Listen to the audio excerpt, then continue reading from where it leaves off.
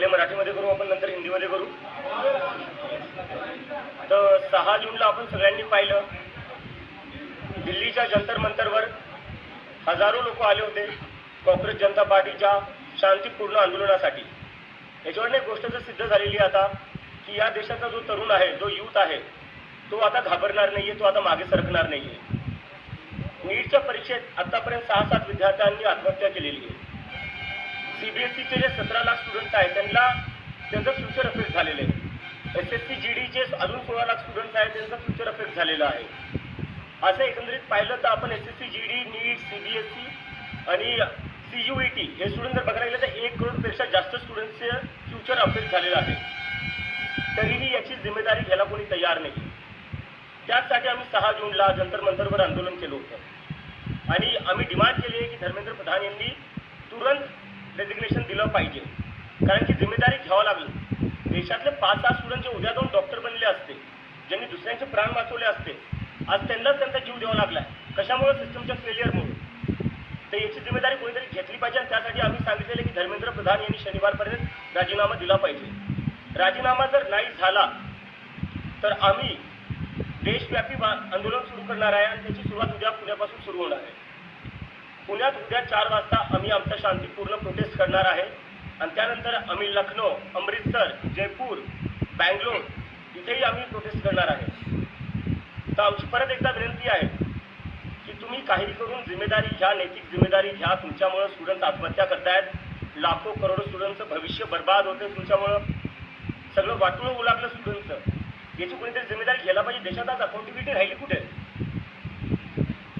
Student ओरडू लागले, थकून चालले, पेपर लीक होऊ लागले, सर्व्हर डाऊन होऊ लागले. कोण जिम्मेदारी घेणार याची आणि कधीपर्यंत असं चाललं आहे? ते आमची परत एकदा मागणी आहे की धर्मेंद्र प्रधान यांनी त्वरित राजीनामा दिला पाहिजे आणि जर ते राजीनामा नाही देणार तर देशव्यापी आंदोलन होईल आणि त्यानंतर 20 तारखेला देशव्यापी सगळ्याच जागी मी स्वतः जाऊन प्रोटेस्ट करेल आणि तिथं जाऊन लोकांना आवाहन करेल की सगळ्यांनी दिल्लीला या. जर धर्मेंद्र प्रधान यांचा राजीनामा नाही झाला तर 20 तारखेला दिल्ली येथे सगळ्या देशातला तरुण येईल आणि धर्मेंद्र प्रधानचा राजीनामा घेतल्याशिवाय वापस जाणार नाही. धन्यवाद.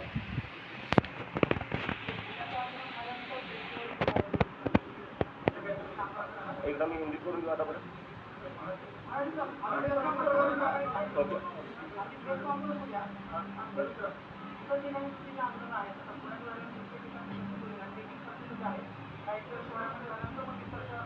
बरं, मी आमचं नियोजन चालू आहे. आम्ही इथे आमच्या टीम्स आहेत, आम्ही कोऑर्डिनेट करतो आहे आणि पुढच्या काही दिवसात आम्ही तिकडे आंदोलन करणार आहे.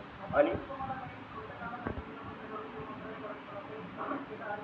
कॉन्टॅक्टने आम्हाला राजीनामा पाहिजे. कॉन्टॅक्टचं आम्ही काय करतो?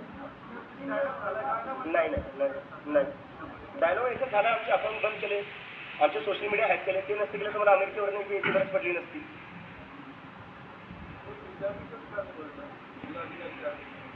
विद्यापीठात काय प्रॉब्लेम असेल? नाही प्रॉब्लेम काय?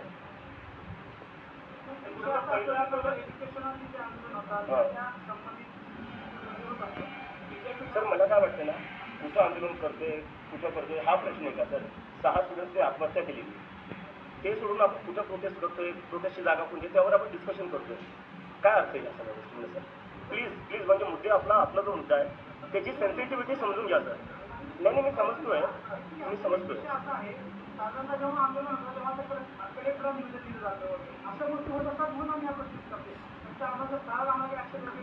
नाही बरोबर आहे तुमचं, पण माझं याची परमिशन भेटलेली आहे, तिथे काही प्रॉब्लेम नाही आहे.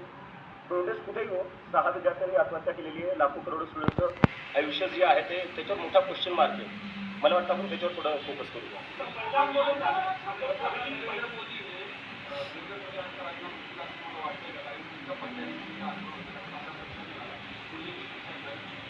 मला असं वाटतं जर ते रशिया युक्रेनचं वॉर थांबवू शकतात तर राजीनामा ते देऊ शकतात. आम्ही 20 तारखेला आता दिल्लीत जाणार आहे. आज त्याच्या आधी आम्ही देशभर आंदोलन करणार आहे.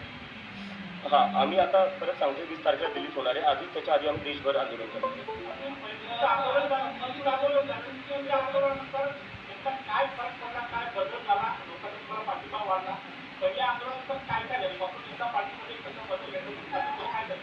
पहिल्यांदा तिथे जाऊन मला कळलं की देशभरातून तिथं लोक आलेली होती.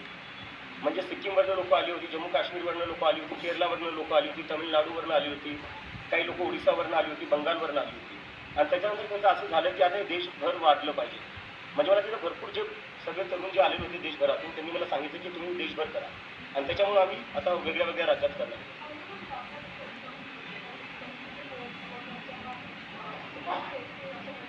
म्हणजे हे तर चालूच आहे. माझ्या घरच्यांना धमक्या भेटताच आहेत. ते चालूच आहे. आणि मला आता सोशल मीडियावरही आता म्हणजे इथे येण्याआधी मला म्हणलं की प्रेस कॉन्फरन्सला आम्ही कॉकरोच मारण्यासाठी हिट घेऊन ठेवलेलं आहे. तर अशा प्रकारच्या धमक्या चालू आहेत. आता म्हणजे मला कळतं की अजून सरकारला कशाची वाट बघते. स्टुडंट्स आत्महत्या करताय, 1 करोडपेक्षा जास्त स्टुडंट्सचं फ्युचर अफेक्टेड झालेलं आहे. अजून म्हणजे काय करावं लागणार आहे सिरियस व्हायला तुम्हाला? म्हणजे सिरियस स्टुडंट कुठं व्हावंच लागणार आहे. जितने दॅट इज अब्सोल्युटली राईट. नाही, मी एक गोष्ट क्लिअर करू शकतो की कॉकरोच जनता पार्टीसोबत कोणीही असोसिएटेड नसणारी कुठलीही पॉलिटिकल पार्टी आम्ही कोणाला इन्व्हॉल्व्ह होऊ नाही देणार आहे. बट कुठल्याही पार्टीला जर स्टुडंट्सच्या मुद्द्यावर आम्हाला समर्थन द्यायचं आहे, युवकांच्या बेरोजगारीच्या मुद्द्यावर आम्हाला समर्थन द्यायचं आहे, ते आम्हाला समर्थन देऊ शकतात. कारण की जर तुम्हाला युवकांच्या मुद्द्यांवर राजकारण करायचं आहे, आमच्या मागण्यांना तुम्हाला समर्थन करायचं आहे, यू आर वेलकम.